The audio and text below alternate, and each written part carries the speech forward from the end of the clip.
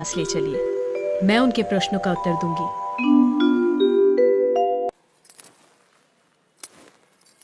राजन, मैं प्रमाण देने के लिए तैयार हूं, पर उससे पहले मैं कुछ चाहती हूं। क्या चाहिए? थोड़ा दूध।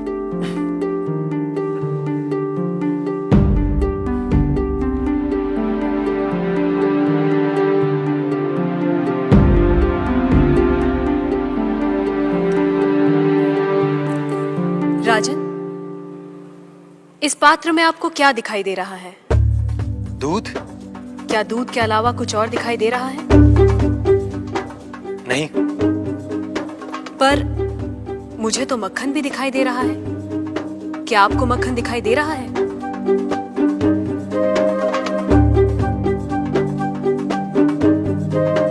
नहीं।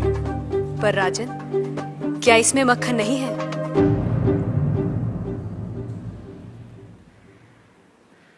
है।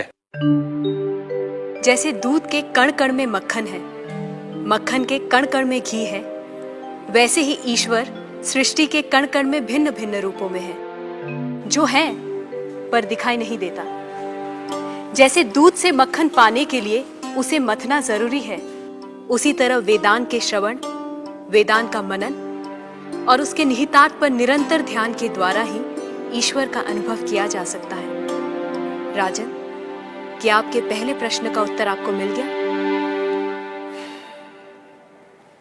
मैं मान लेता हूं, पर वो किसे देख रहा है? किस ओर देख रहा है? क्या मुझे एक जलती हुई मोमबत्ती मिल सकती है? राजन, ये रहा आपके दूसरे प्रश्न का उत्तर। प्रकाश की ये लौ कहां देख रही है? किसे देख रही है? ये सभी को देख रही है। सभी और देख रही है। राजन, जिस तरह इस मोमबत्ती का प्रकाश चारों ओर फैला हुआ है, उसी तरह ईश्वर की चेतना चारों ओर फैली हुई है, और उसी चेतना के कारण हम चलते हैं, बोलते हैं और सुनते हैं। जैसे ये प्रकाश सभी ओर देख रहा है, वैसे ही ईश्वर सभी ओर देख रहा है।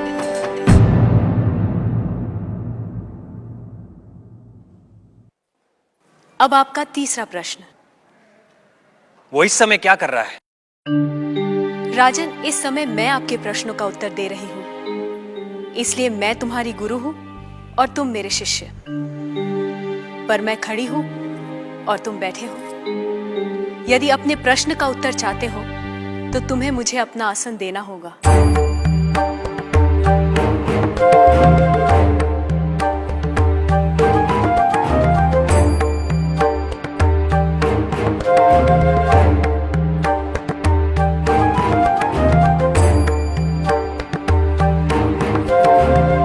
राजन, ये रहा तुम्हारे तीसरे प्रश्न का उत्तर।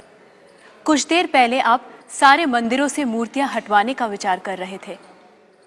इस समय आप ईश्वर के बारे में फिर से विचार करने लगे हैं। आप मेरे स्थान पर खड़े हैं और मैं आपके सिंहासन पर बैठी हूं। इधर एक राजा को सामान्य नागरिक का स्थान और एक सामान्य नागरिक को राज सिंहासन दे सकता है। ये आप देख रहे हैं। आप मेरे स्थान पर और मैं आपके स्थान पर बैठी हूं। ईश्वर इस समय ये करवा रहा है। उस अनंत और असीमित शक्तियों के स्वामी, जिसने ये सुंदर, अद्भुत, विस्मयकारी और महान संसार रचा है, जिसमें सूर्य, चंद्र, तारे, ग्रह, नक्षत्र अपने अपने स्थान पर स्थिर और गतिमान है, जिसके कण कण में एक व्यवस्था है। ऐसे शब्दों और ज्ञान से परे ईश्वर के लिए क्या संभव है? कहिए राजन, क्या मंदिरों से मूर्तियां हटवाई जाएं? मूर्तियां तो उस ईश्वर की प्रतीक है, उनका मूर्त रूप है। वह सर्वज्ञ, सर्वशक्तिमान, सर्वव्यापी ईश्वर सर्वत्र है। किसी ने उसको पत्थर में पाया, किसी ने पेड़ों में, किसी ने शब्दों के माध्यम से, तो किसी ने प्रार्थना करके। वही परमात्मा अनेक नाम, रूप और गुणों में व्यक्त होता है, और कोई उन्हें अरूप और निर्गुण आत्मा के रूप में जानते हैं।